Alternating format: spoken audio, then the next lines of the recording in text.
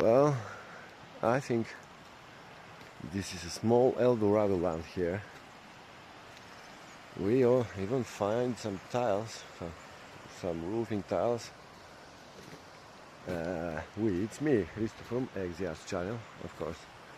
And here is kind of golden rockish. That's a sandstone, and it's a very, fragile type of rock.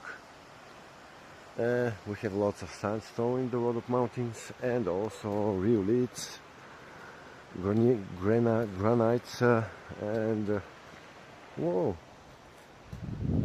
that's a butterfly, but I saw horseflies around.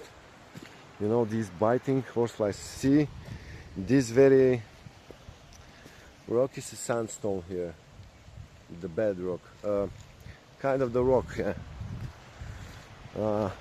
The bedrock is over there in the river.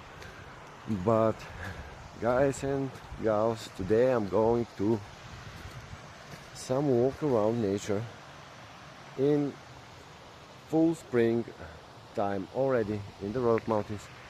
See the lively moss on the trees, and that's a tree trunk actually.